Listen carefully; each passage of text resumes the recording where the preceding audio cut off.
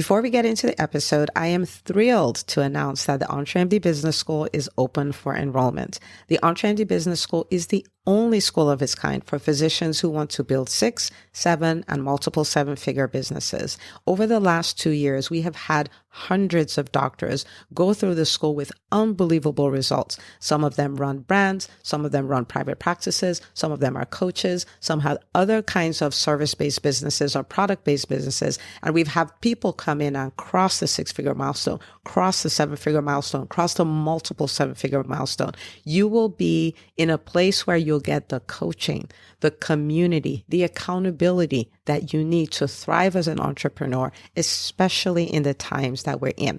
So maybe you've been following me for a while. Maybe you've been getting so much out of the EntreMD podcast and you've been wondering, how can I work with Dr. Una and the community more? Well, this is your chance. Come join us in the EntreMD Business School. It is application only. So go to entremd.com/business to turn in your application. I cannot tell you how many doctors have made statements like this. I recovered my investment in the first week. I recovered my investment in my bank account in the first 90 days. This is the best investment I've made in myself ever. I want you to have that kind of story, not just a story of building a great business that serves a lot and earns a lot, but having a business that gives you the freedom to live life on your terms. So don't wait any longer. entremd.com/business. And now for the episode. This is episode 18 of the EntreMD podcast, and I want to take a moment to say a big thank you. Thank you to you. Thank you for listening. Thank you for subscribing to the podcast. Thank you for leaving a review. Thank you for sharing it with your doctor friends. It really, really helps to get the word out there. And for the people who I've talked to and gotten feedback from, it is really helping. It's helping doctors start their businesses, take their businesses to the next level. It's helping them thrive. So thank you so much.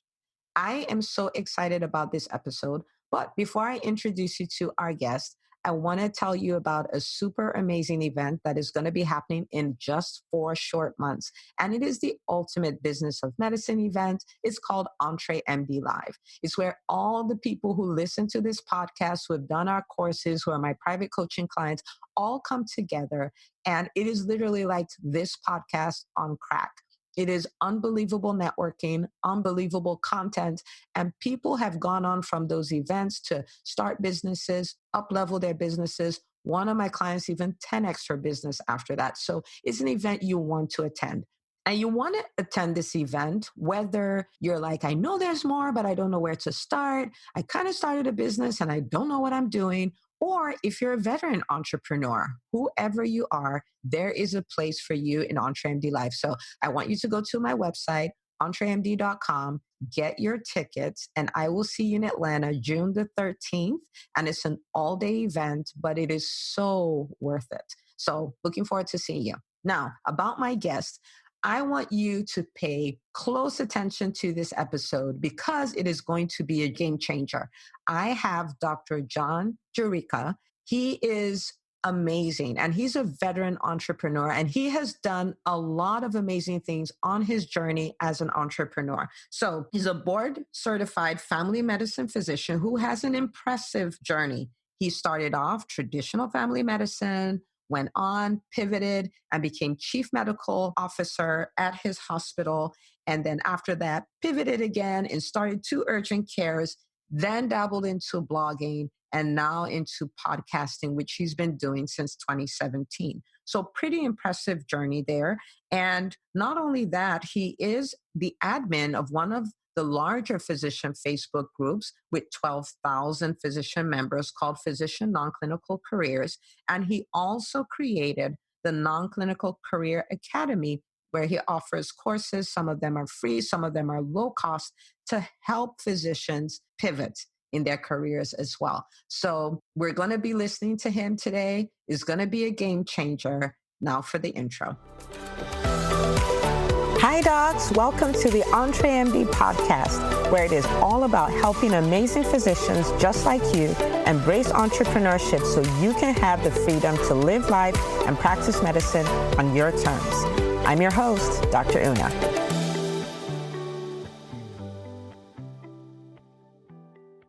Well, welcome back to the EntreMD Podcast, the place you come to get the inspiration and empowerment you need to run a profitable business so you can have the freedom to live life and practice medicine on your terms.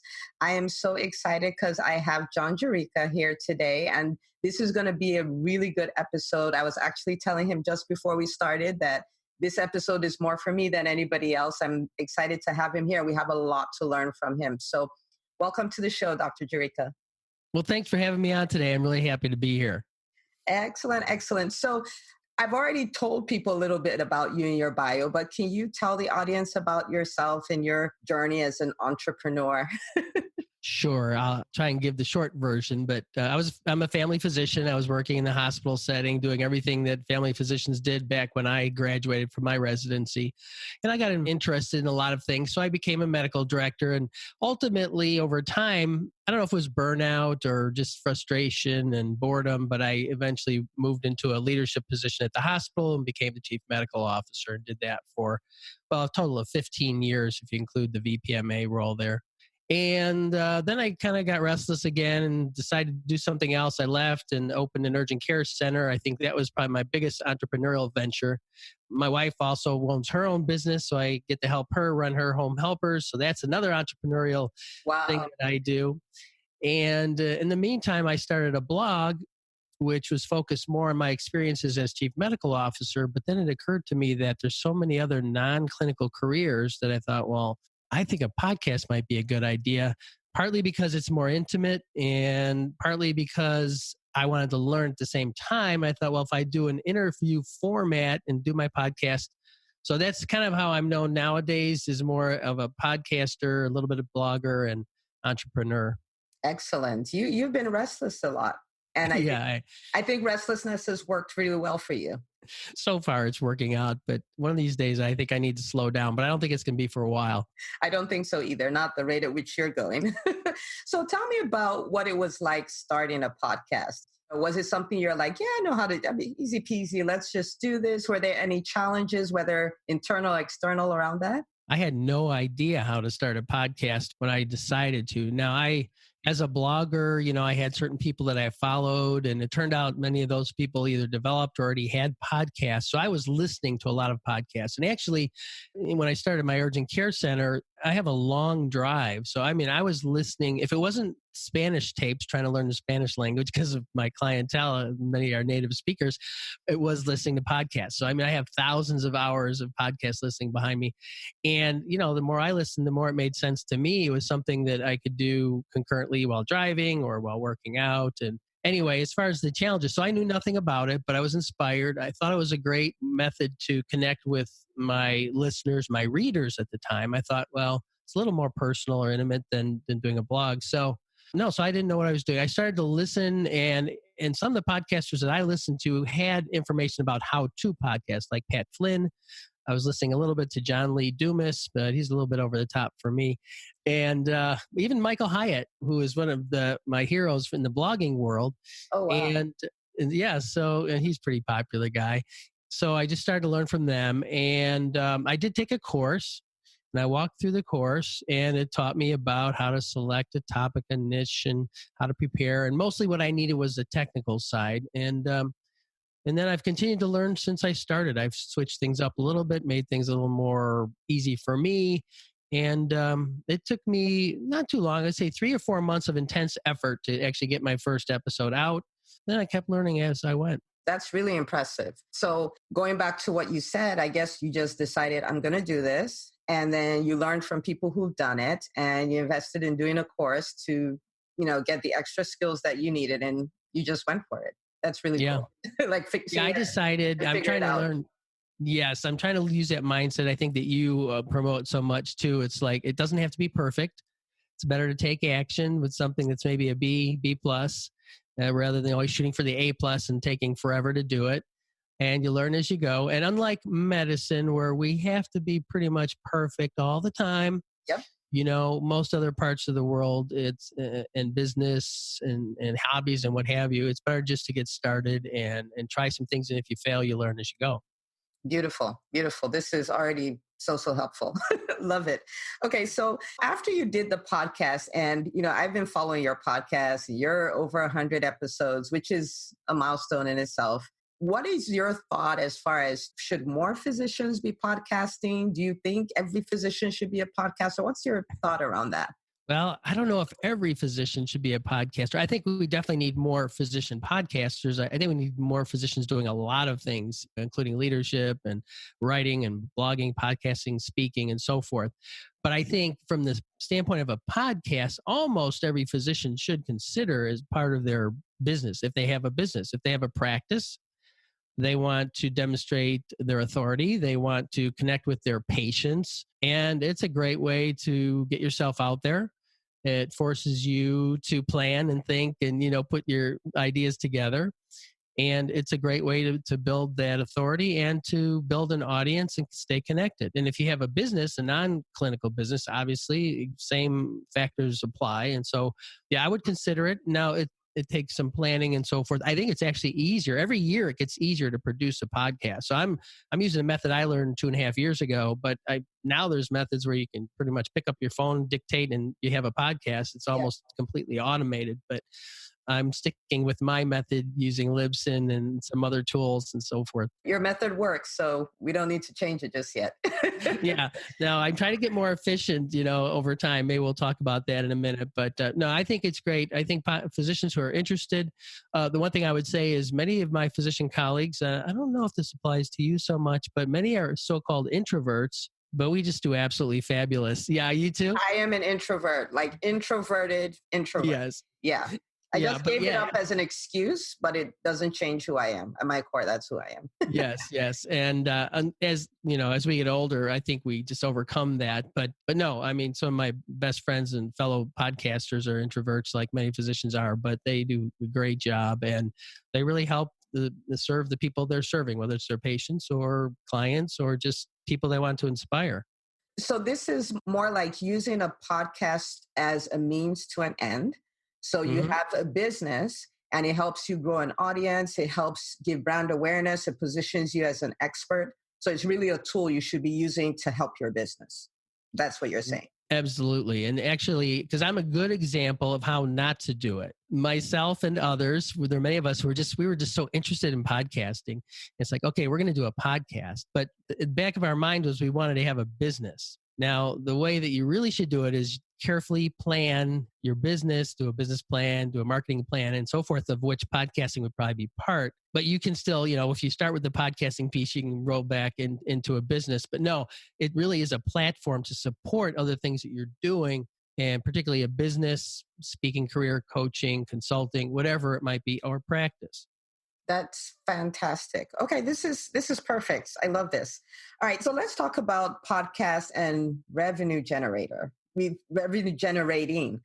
talked about it a bit already, saying that this is something to support a business, but is this something that just has to be a hobby, or is it something that can actually be monetized? What are your thoughts on that? Yeah, there's definitely ways to monetize a podcast. I see the people that are using the podcast as a branding tool and a marketing tool, most of the monetization is the results of sending people to your business or promoting your business. So I'll give one example. I was in a mastermind group for a while, and there's a person, he's not a physician, but he produces Financial Residency, I think, is a podcast. It's a really good, very popular podcast. He has some ads on there, but most of his monetization comes from driving people to his business, which is as an investment advisor, fee-only advisor. So there are a lot of businesses like that. Now, you can monetize, obviously, a podcast, and I can give you examples of what I have tried to do and what I've done. The most direct form is either having ads or sponsorship on your podcast. Now, to have ads, it's helpful to have a huge audience, because most of the ads, at least the passive ones, it's almost like YouTube. It's sort of, you have a big audience, it's popular, and you're going to get companies that will actually approach you about having ads there. I don't do that. Some do. I think White Coat Investor and Physicians on Fire, I mean, they're a little selective, but they have multiple ads, which I kind of find annoying sometimes. I'm looking at a website. I don't mind them so much in the middle of a podcast. So for me, I just was looking for a sponsor. And so I had a sponsor who was actually a guest on my podcast, and aligns really good with my audience, who is people that want to learn a non-clinical career. And so I have the University of Tennessee Physician Executive MBA, because Nice. so it's an MBA program. So I've had them for, I don't know, this is going on the second year, and it helps just support the basic costs of my podcast. And so that can be a source of income. But for me and others like me who kind of went through the back door, what we do is then we create a business sort of around the podcast. And so what I'm doing now, really mostly to do that, is selling affiliate programs, which is promoting products of other people in the space, bloggers and podcasters and so forth, and also creating my own courses. So that's a big one. So I have this non-clinical career academy. And so I'll just spend time on the podcast and talk about that and push people to that. So again, it's just a matter of using the podcast to support the business aspects. Beautiful. And so it requires some intentionality. So I'm glad we're doing this. So, if someone's about to start a podcast or needs to tweak their podcast, they now have some ideas on how to do that. Well, yeah, I would say too that if you're doing a podcast just because you want the experience as a hobby, you don't have to really be too wrapped up in tying it to a business. But really, if you have a business or you're starting a business, you really need to think about the business first and how that podcast is going to tie into that business and support that business. Awesome. So I have a question for you. Sure. What is your proudest moment as a physician podcaster? My proudest moment. Oh, you're throwing me a curveball here. I think a couple of things, they're kind of similar. I was at a meeting that I was presenting at. I did like a couple of 1-hour lectures at a meeting, a conference back a year ago almost. And I had people just come up and recognize me. And actually one person came up and said, "Wait a second, are you John Jurica? I recognize your voice because I listen to your podcast every week." Wow, that is cool. That was neat. It was like, oh yeah, it's me right here. But, it was sort of a minor little sense of a little bit of fame, but at least I was connecting. Yeah, at least I was connecting with people and they were very happy with the information I was providing. So that was a proud moment, I would say. That's awesome. Yeah, that happened to me at a conference. It felt weird. Yeah. So I was like, "Oh, I love your podcast." I'm like, "Okay, I don't really know you. How did you find out about my podcast?" Somebody told me about it and she mentioned the person's name. I was like, "I don't know them either." I was thinking and I was like, wow, that's cool. It's getting out there, but you have a really big following. So that must be something that happens to you pretty often. Well, I'm not doing that much speaking, so I don't run into people, although I've been to another meeting or two. But the thing is that I get people who contact me, by email, because I pretty much share even my personal email. And if they have a question or something. And so that's kind of neat. Like, I heard your podcast, you talked about this. Can you help me with that? And so that happens fairly frequently now where someone reaches out, or I get I'm bad on Facebook because I don't check my messenger that often, but I'll go and I'll look every once in a while and go, "Oh my gosh, I got 3 messages." It's not that I'm excited about the messages so much as I'm just upset that I kind of let them sit there for a week or two. But, so people are reaching out in all different ways. And it's like, I'm happy to share any information about questions related to the podcast or the blog. Yeah, you're really generous with that. We thank you. We're You're grateful welcome. for My that. pleasure. So I've listened to a podcast episode you did with Dr. Mike Wu, the Bootstrap MD, and you're talking about list building. And how do you connect list building with podcasting? Is that a golden opportunity that you shouldn't let go? How do you approach that with your podcast? Yes, building an email list is extremely important. And in fact, I would say you should build your email list even before you start your podcast, if such a thing is possible. I mean, depending on where you are. If you have a business, if you're a physician practicing, you should have an email list of your patients. And because you should be in touch with them on a regular basis. I mean, we get all the cards from the dentists and and the car repair places now, right? But the physicians should be doing the same thing. And if you have a business, the same thing. So, I mean, I did from the beginning, but I didn't focus on it as much as I would have or should have today, if I was doing it again. So yeah, an email list is the one thing you own. It's sort of like the intellectual property in a way, but it's part of your business that they can't take away from you. The social media can collapse, fall apart. You can be kicked off, whatever. But the email list is really important. Now, from a podcasting standpoint, now you would think that most of your listeners have subscribed on iTunes or something like that, but there's a lot of people that do that or don't even sign up, and they need to be reminded. And, how do you remind them? Well, the easiest way is through your email. So I definitely, every time I do a podcast episode, I'm sending out a mass email to all my subscribers, reminding them I think people pick and choose sometimes. They may want to only listen to a certain podcast on a certain episode on a certain topic. So yeah, definitely you want to do that. And then you have that list and you're building the authority and the relationship. And so then when you have something to sell, it's much easier. And there's a whole science behind building small calls to action and building up to larger and larger, over time using your email address. So definitely very important. Got it. So for someone who's just venturing into the world of entrepreneurship and they have a business and they've decided to do a podcast to support it, what would you say would be one or two go-to ways they would be building that email list? Okay, so let me think of the best ways. First of all, you need to have a way to entice them to give you their email address. I mean, some people are just going to sign up because they love you to death, and they're going to sign up. But the reality is it's a minority of people that will do that. But they will sign up if you give them something of value in exchange for their email list or their email address. So you need to have some kind of a lead magnet or an opt-in bonus, something like that. Most of the time, if you have a podcast, you're going to have a website or where you have your show notes.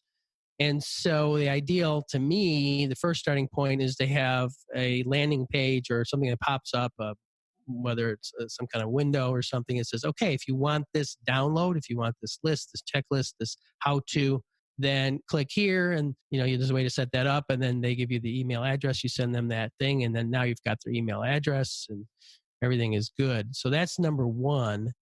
Then there's other strategies you can take, like doing guest posts on podcasts or blogs, and promoting what you're doing. The other is promoting yourself in various Facebook groups, not necessarily your own, but others, Facebook, LinkedIn, Instagram, wherever you happen to be as a profile, not necessarily as a formal group.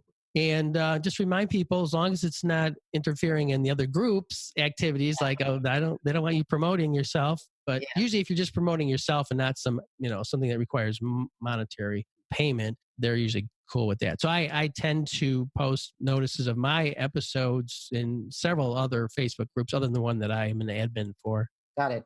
Awesome. That's helpful. So you've been doing this since 2016, the podcasting piece. If you were going to start over, what would you do differently?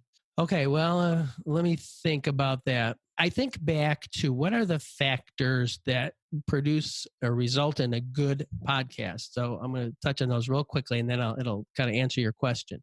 Okay. So number one is consistency. Number two is consistency. Number three is consistency.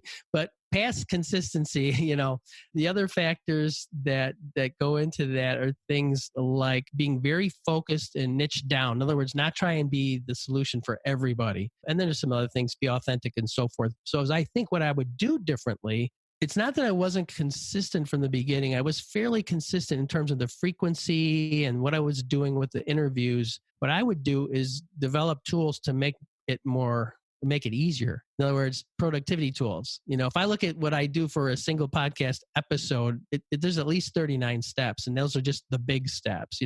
From planning it to producing it to posting it to marketing or promoting it, there's a lot of steps in there. Well, some of those can be automated. Some you can use tools for. You can get people to do it for you, like on Upwork and so forth. So that would be one thing I would do differently. I would try to automate as much as I can from the beginning. And then the other is I would follow the adage that the niches or the riches are in the niches, right? Yeah. The fact that you can't be everything to everybody. And, I was trying to kind of address all non-clinical careers from day one. I probably should have focused down into a specific area a little more intently and then kind of moved out from there. So those are the two things I would do a little differently. And niching is definitely something that has been hard for us to do as entrepreneurs because we're helpers. We want to help everybody. So I find it very interesting that you say that. I'm going to take that because I'm a baby podcaster compared to you. So, I'm taking notes and all of that. Well, if you think of it, it's hard to build an audience when you're too diverse because people really don't know what you stand for. And if they know you're going to be talking about A over here one week and Z on the other week, and there's no consistency, they're going to be like, I don't have time for that. But what I've learned over time, it's better to kind of focus narrowly and let's say do like a content calendar or something and say, okay, I'm going to focus on these topics for the next few weeks. And then after that, I'm going to maybe branch out a little bit. But by then, those people that really love that topic and really need that, they will latch onto you like glue. So it works better than trying to, meet everybody's needs. And that's true, in business, that's true in blogging and all that. I'm taking notes. I hope my audience is like getting this because, the riches are in the niches. So yes. Okay. All right. So I started looking after I started my podcast. I learned about a lot of podcasts that were no longer in production and podfade and all of that stuff. And I actually found data that essentially came up with the fact that 50% of podcasts are no longer in production. I'm like, that's a mortality rate of 50%. That's a very bad disease. So it'd be bad for a pediatrician for sure. Very bad. Very, very, very bad. So what has kept you going? Because there must have been times when you're like, this is great. I'm happy I'm doing it, but I don't really feel as inspired like I felt last month. What has kept you going? Now, there are times when you really feel like, why am I doing this? I don't know. There's several things, I think. As I was coming up mostly through the blogging side, I did have these sort of online mentors that I listened to and I watched, like I said, Michael Hyatt, Pat Flynn, Amy Porterfield, John Lee Dumas, people like that. And as I listened and learned from them, what I found was none of them were overnight successes. We think they are like, oh, wow, they're fantastic. They have 1 million viewers and that. But when you listen to their stories, and Michael Hyatt was blogging for, I think, 8 or 10 years at his business before he even thought about doing anything other that would include money. It was all completely free for like 8 or 10 years. Pat Flynn for 2 years. He didn't have any courses for 3 or 4 years. And so it really takes consistency. I'm using that consistency. I guess it's more perseverance or, commitment. But so that's one thing mentally. You just have to think, it's just like a business. There are very few businesses that are successful in a year or two. You can have the best business plan, but you have to have the money and the wherewithal to stick with it for at least 2-3 years before you really know if it's going to work. And then there's support. Just, I think, again, we're introverts, but as I was going out there, I was meeting virtually other bloggers, other podcasters. I kind of became friends with people like David Draginas, who's a podcaster. I just sort of followed Nee Darko, so he's kind of the granddaddy, although I'm probably 20 years older than him at least. But, but he was there and he was doing it. And so I was inspired. And I met a lot of coaches online, because that's the niche I'm in is talking to physicians who've changed. So people like Heather Fork and associate Tom Davis. I mean, there's just all these people out there doing some version of what we're doing. And that was helpful because they would encourage me when I thought I was kind of doing mediocre work. They'd be like, no, it's fantastic. It's great. Keep it up. So I think that's the other big thing is to promote those kind of networks and mentors or even colleagues.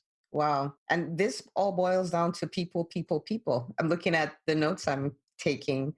So for an introvert, you even had to overcome being an introvert to create the support system that you needed to support your podcasting journey. Yeah, definitely. And I'm not one to get on the phone, but nowadays it's like if I would just get on the phone, and talk to somebody or do a Zoom meeting. These are more fun than being on the phone. But the other thing is like when I was a physician practicing clinically, the word networking was like, what do you with networking? Who wants to go stand around a table and talk to people after a conference? I'm just going to go have dinner and do something else. But actually, podcasting is like the ultimate networking. Everyone that you've interviewed, everyone that I've interviewed has sort of become a friend. Yeah. It's not a colleague or a resource. So that's another good reason for physicians to get into podcasting, but probably not the primary, but it's definitely a plus. Got it. And I love that you mentioned mentors, especially because you can hear their stories and realize that they weren't overnight successes. I had never looked at it that way, so I'm totally adopting this. But I have loved reading autobiographies for that reason. Right. Because I read it and I'm like, wait, I'm not half bad. It took them 5 years. I'm only 6 months in. We'll be okay.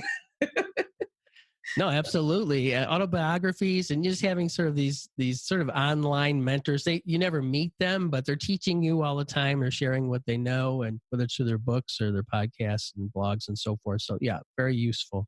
So you mentioned a lot of people that I would think would be very non-conventional for a physician to be following. The Amy Porterfields and the Pat Flynn's and the rest of them. Have you ever had a situation where people looked at you weird or said you've gone to the dark side because you're embracing some what may be considered non-conventional part of being an entrepreneur or podcaster? I've never had anyone really say anything. I always thought that physicians are such novices at this that there's really no one to look at within our background or our field. There's a few out there, White Coat Investor and so on that started, 10 years ago. But why not go to the source of those that are really killing it? In the blog world, the podcast world, now YouTube. I don't know who's the best there. I don't know if I'm ever going to do any kind of videos like on YouTube, but learn from the best. And those people, they're very committed to helping and sharing. Now they make a lot of money, but I don't get the sense that's why they do it, really. I mean, they share a lot of free information. They do. They do. Amy Potterfield has a lot of, it's almost like a course for podcasts. Yeah, it is. No, she lays it all out there, so it's interesting. And, yeah, and I know of at least one or two physicians who have gone through her courses and have been very successful as a result. So I haven't. Well, I bought one course. It was very helpful. It was my list building, actually. That's where I learned how to build an email list, now that I think of it. Awesome. Yeah, she's amazing. So I want to thank you for being one of the physicians who's setting the example for us in the physician world, because sometimes it's really great to see a physician excelling at these things. So it's an inspiration for us. So thank you. Oh, you're welcome. It's my pleasure. And I'm always amazed by the fact that we do tend to stay within our tribe, within our family, so physicians usually go to other physicians, but there's a lot of information out there. But hey, I'm happy to share what I've learned along the way. That's, just mentorship, kind of paying it forward. So where can people in the audience find you? Tell us about your podcast. Tell us about the kind of doctors you help. We're all ears. Okay, so the podcast, for those that don't know, is called Physician Non-Clinical Careers with John Jurica. And it's pretty, it's not fancy. It's easy to understand, but it's about, I interview mostly physicians or sometimes non-physicians who are involved in helping physicians seek out a new career. It could be part-time, could be full-time. I also get into non-traditional aspects like, doing telemedicine, doing locum tenens, things that enable physicians to have more freedom. And I'm particularly interested in learning and sharing about how to become leaders. I really promote the idea of physicians are natural leaders and we need more physician leadership. So I do that on a weekly podcast. I try to shoot for 30 minutes. I never make it. I'm always at 40 or 45 minutes, it seems. But, I feel it's just too much information. I'm not going to edit that out. And I have written quite a number of blog posts regarding physician leadership, but I'm really more active on the podcast. And that's what I do. Sometimes I do solo episodes talking about leadership or about starting a business, things that I learned along the way, mistakes I've made. And the other offshoot I'm doing now is a non-clinical career academy. But if people are interested in that, they can just go to the website, which is sort of being rebuilt. But the current address is vitalpe.net, which comes from the old blog called Vital Physician Executive, vitalpe.net. But if I come up with a new domain and build that thing and design it, which will be up in a month or two, it'll just pass through. So it's no problem. So we'll do vitalpe.net, and that's where everything is, a list of all the podcast episodes, a list of all the blog episodes, as well as some background and other things. Awesome. And I'll post the links in the show notes as well. So final words. So this would be for a physician who's thought about podcasting, maybe has even recorded a few episodes. Maybe they did that 2 years ago, but they still haven't started. What would you tell that person? Well, I would say there's a reason why you're interested and maybe why you started this journey and then stopped. Kind of maybe step back for a few minutes and contemplate why that was. For me, the people that I know and I talk to is often because they want something different. They want something new. They're looking for a way maybe to escape clinical medicine or build something that is like a backup for later. So just understand that if you have a message and you have an audience, then you should just definitely do it. And if it seems overwhelming, just talk to someone that's already doing it and just move forward. I think we need more voices like yours. Thank you. Now, hopefully that will inspire someone to start and, we'll take a B or a B plus and they can work towards an A as they go. Thank you so much, Dr. Jurica, for being here. This has been really helpful. And I'm excited that I got to speak to somebody who has a lot of experience and who has pivoted a lot just to inspire the audience to see if you have that itch, you can move. If you want to start the podcast, you should. If you don't think you're great at it, just start. So this is really helpful. Thank you so much for coming on today. It's been my pleasure, Dr. Una. You do great work, and we'll need to chat again sometime. We should. Thanks again. If you love this podcast, please take a moment to subscribe, share, and review it on iTunes. As you go about your week, remember, you're not just an MD, you're an EntreMD. Don't forget to tune in next week for another great episode. Until next time.